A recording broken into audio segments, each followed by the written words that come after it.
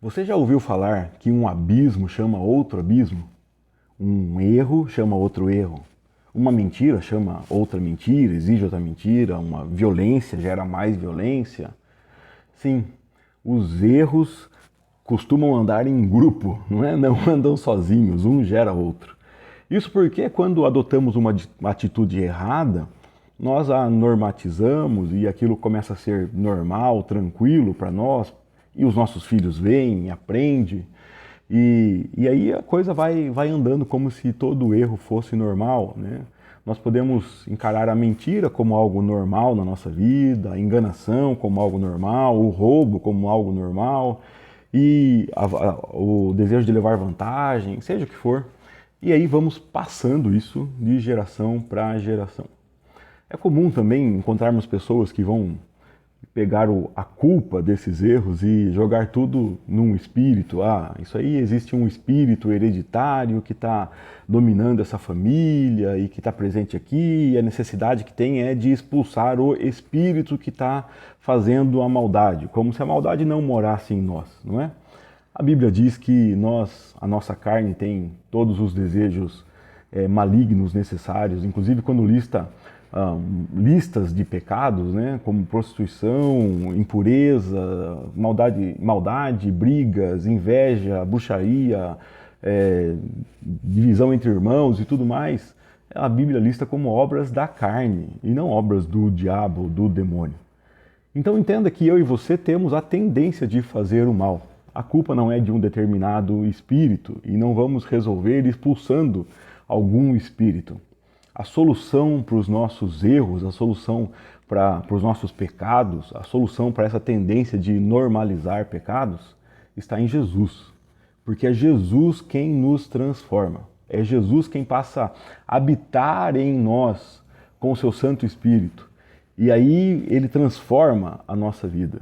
Então a santidade combate os erros e o caminho para a transformação é a santidade.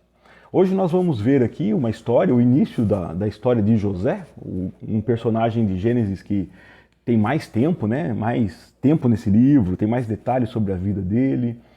José é filho de Jacó, e nós começamos a ver aqui no capítulo 37, na nossa leitura diária, né, que nós estamos fazendo com a Bíblia 365, que José é um adolescente, filho de Jacó, e ele é o filhinho preferido do papai.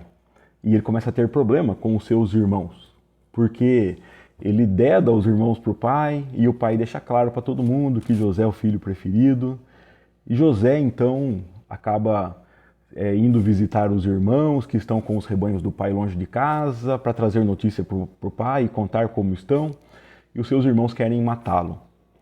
No final da história, José acaba sendo vendido, né, pelos irmãos para ser escravo, onde aqueles comerciantes o levassem para ser vendido como escravo.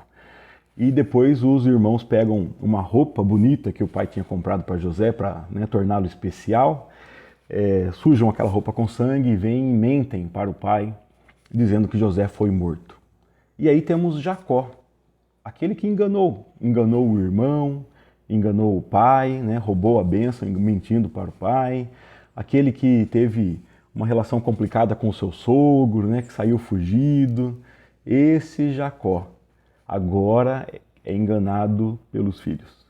Será que nós não vemos isso sempre? Uma família que mantém um padrão e que os pais cometem erros e os filhos cometem erros e parece que os erros são os mesmos. Talvez ao olhar ao redor ou ao olhar para nossa casa nós encontremos coisas assim.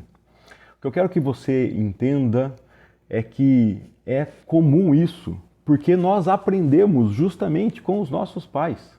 Pensa na história de José e seus irmãos. Cresceram ouvindo as histórias de seu pai, que roubou a primogenitura do irmão, que mentiu para o pai para roubar a bênção do irmão, né? Junto com a mãe participou de uma enganação do irmão. E aí depois você tem as mulheres de Jacó, né? As mães desses homens aqui, que lutam entre si por causa do marido, e além de lutarem entre si, usam os artifícios das servas para terem mais filhos, para terem mais vantagens, para serem mais desejadas, para obter algum benefício sobre a outra. Você tem essa disputa entre irmãos plantada nessa família como algo normal.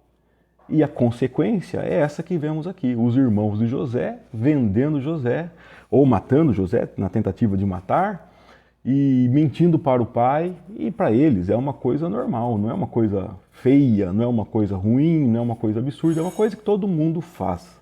Quando todo mundo faz, nós achamos normal fazer. Afinal de contas, nós seguimos, né, as pessoas que estão ao nosso redor, os nossos pais. Né? E a minha família, a sua família, né, as pessoas que eu conheço, todas elas têm erros. Nós seguimos os nossos pais, os nossos amigos? Sim, porque eles têm influência na nossa vida. Todo mundo que nos cerca tem influência na nossa vida. E o que acontece então quando eu e você seguimos a Cristo? O que acontece quando eu e você encontramos Jesus, começamos a ouvir a sua palavra? Será que a palavra de Deus não deve ter também influência na nossa vida? Será que a presença do Espírito Santo em mim e em você não deve também ter influência na nossa vida? Sim. Influência, e não só a influência, né, fraca assim, mas a ponto de nos dominar, a ponto de Cristo ser o nosso Senhor, mandar em nossa vida, ser o nosso Rei. Quando nós dizemos que somos novas criaturas e que as coisas velhas já se passaram, nós estamos dizendo que nós entendemos que somos feitos novamente, somos regenerados, gerados de novo. Em Cristo somos novas criaturas, novas pessoas e temos que começar a produzir coisas novas. Os padrões plantados em mim, em você, pela nossa sociedade, pela nossa família, podem ter alguns bons, alguns ruins, condutas boas e condutas ruins, mas todos os padrões devem ser revisados, não mais a imagem apenas do nosso pai, da nossa mãe, das pessoas que conhecemos, mas devem ser revisados à imagem de Cristo Jesus.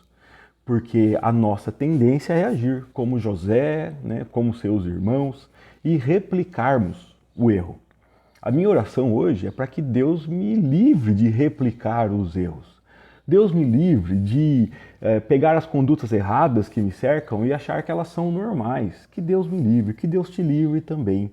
Peço a Deus que Ele nos livre disso. Para isso, eu e você temos que buscar mais conhecimento da vontade do nosso Pai. Buscar mais conhecimento da vontade de Deus. Porque só nos aproximando de Cristo como uma nova referência, nós nos afastaremos da permanência desses erros aí, da replicação desses erros na nossa vida e na nossa família. É possível que alguma conduta errada chegou em mim como normal, mas eu posso fazer essa conduta parar aqui em mim e não repassar ela para a próxima geração, não repassar para as pessoas que me cercam, que me rodeiam. Eu e você somos chamados a participar dessa regeneração, dessa santificação que Deus produz na minha vida e na sua vida. Nós sabemos que a obra da salvação é algo feito só por Jesus, é uma ação instantânea. Quando Cristo nos salva, estamos salvos, não é por nada que fazemos, mas a santificação é um processo onde Deus chama a mim e a você para deixarmos de lado tudo aquilo que aprendemos como normal e revisarmos a nossa vida, mantermos o que é bom, deixarmos o que é errado e trazermos as atitudes de Cristo, né? O amor, o perdão, a misericórdia, a justiça, como nós vimos ontem, né? Quem é que Deus aceita, né? Aqui tem o padrão justo, a pessoa que é íntegra, inteira, que recebeu de Cristo as novas qualidades e atributos e as põe em prática. Que Deus nos ajude a nos mantermos assim, que Deus te ajude a se manter assim. Não jogue a culpa em ninguém, nem nenhuma entidade. Entenda que você precisa se aproximar de Jesus, conhecer mais quem é o seu Pai e ser mais parecido com Ele. Que Deus nos ajude. Ora, peça isso para Deus e continue buscando na palavra de Deus mais conhecimento da vontade de Deus para mim e para você. Vou fazer uma propaganda aqui de novo, faz alguns dias que não faço. dessa Bíblia que estamos usando, a Bíblia 365. Se você quiser adquiri-la, tem o link aqui na descrição do vídeo. É uma Bíblia organizada em datas para você ler. Tem um texto para ler no dia 1º de janeiro, no dia 2, no dia 3, no dia 4. Eu estou seguindo aqui essa sequência e cada dia eu escolho um dos textos que nós lemos. Tem 4 textos por dia para fazer um comentário aqui com você. Espero que você acompanhe, que você leia a Bíblia, também acompanhe aqui os nossos comentários, né? E se você tiver aí alguma percepção sobre o texto diferente, você pode conversar comigo, a gente conversa sobre isso. Tenho certeza que conversando nós vamos só melhorar a nossa compreensão do texto bíblico. Deus te abençoe, tenha um ótimo dia, até amanhã se Deus quiser.